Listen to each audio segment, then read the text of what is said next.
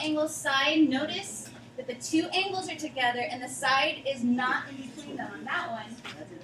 But in this one, ASA, the angles are together, but the side is placed in between them.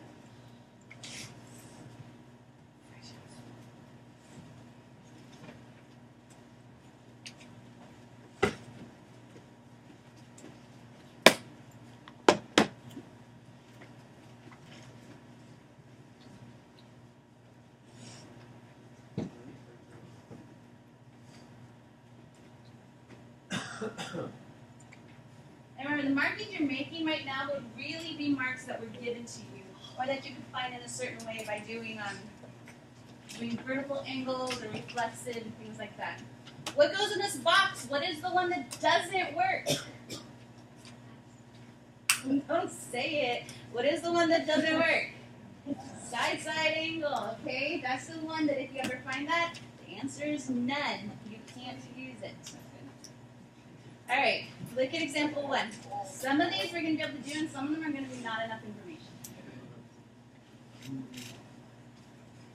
Example 1, let's look at what we're given.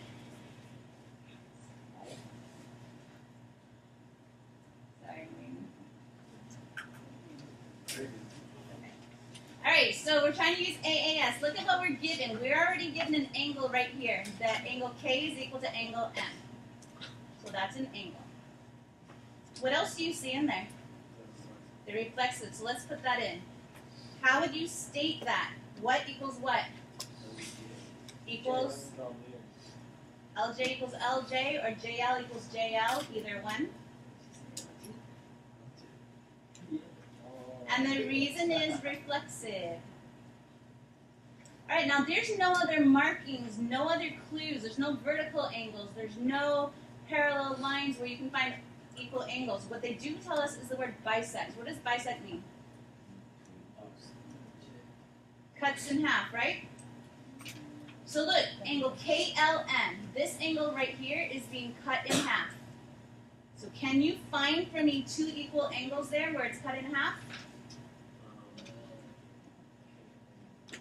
KLJ would be equal to which other angle? MLJ, that's right. And you put 2 marks because it's different than this one, but it's equal to this one. And that's the last part that we needed. That is the A. Lots of practice. All right, so what you just did, you have to write KLJ is equal to MLJ.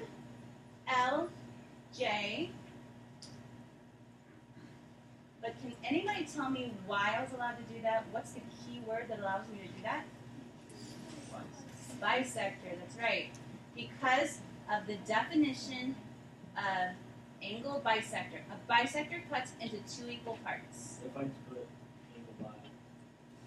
You can as long as you include the definition, because it's what an angle bisector does. Definition of angle bi. All right, so that's it. That's all we need. So we have triangle JKL. Triangle JKL congruent to triangle JML. And look at your picture. That's how you're going to know your reason. Look at your markings. What's your reason here? Angle, angle, side.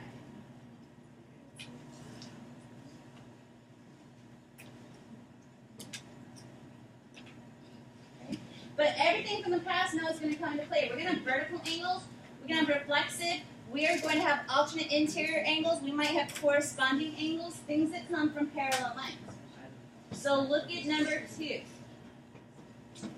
We are given not much. We are given parallel lines. But let's think about this. When you have parallel lines, look at this as a transversal right here. See that line going through? What kind of angles do you see right here and right here? There are vertical, but those can come up in a second. Look right here. Look up here. This one and this one. What are those called? Alternate interior. Yep, they're in between the parallel lines, and they're on opposite sides of the red transversal. So angle D is congruent to angle F. And I'm going to give the same reason for two things in a second. What other alternate interior angles do you see if I draw a different transversal for you? What if I draw this transversal right there? What are your two equal angles? E and G, and that comes from alternate interior angles. Angle E, and that only happens because of those red arrows. Those red arrows show that the lines are parallel, which makes alternate interior angles congruent. All right, so the reason is alternate interior, and just like on your test, you have to say angles and you have to say theorem because you're writing a rule. You're not just writing a definition. It makes alternate interior angles congruent. What else do you see there? Someone said it before. Vertical angles. So it's true. This angle is equal to this angle. So we have angle D. What's that? DHE is congruent to the one on the bottom, GHF. And you told me because of vertical angles, so we're going to say vertical angles theorem. Vertical angles are always congruent. And now what do we have? Enough to prove triangles congruent? No. Do you have any shortcuts to say AAA? No. So this is not enough information. Not enough information. You don't have an SAS or an SSS or an angle side angle or an angle angle side. You don't have that, so it doesn't prove the triangles are congruent. Those are the only ways that you can prove triangles are congruent. Number 3, we're going to cross off for now because we're going to study HLs later, and I didn't erase that from your notes. So cross off number 3, and the last one is number 4. Help me with it, and then I'll finish up. Everybody got that? Cross off number 3. That's going to come later in your chapter. Number 4, let's determine if we can use angle side angle. Look at those parallel lines. Here's the transversal. Look for alternate interior angles from here to here. K, L, N, yep, angle K, L, N. What's the one down here going to be labeled as? Give me the 3 letters. Say again? L, N, N, yep. It's congruent to angle L, N, N, and that's because of alternate interior angles. Alternate interior angles theorem. However, that's its angles. It doesn't work for any other angles. There's no other transversal that touches, makes two congruent. If you try to do these two, it would be same side interiors. And those aren't congruent, so it won't help us. All right, there's no rule that says K is equal to M. What rule do we have? We have reflexive, so we can say that NL equals NL. And then do we have enough to prove that the triangles are congruent? No. This one's not enough information. All right, so that's what you're looking for. We have a side, pair of sides. We have a pair of angles, but we do not have any of our shortcuts. So again, no, not enough information. We proved what we could, and we didn't have enough. Okay, so for about 5 minutes, turn to the back side. And while you're doing that, I'm going to try to finally have time to pass back your snowball quizzes. All right, for this one, which two do you see that are the same? Look at the markings. SQR.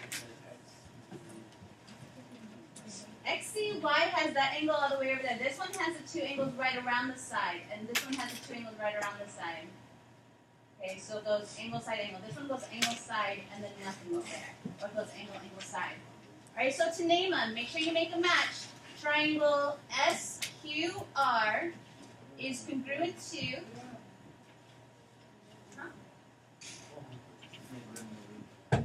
Go right up to the side on the left and the right, because I thought you said they weren't there.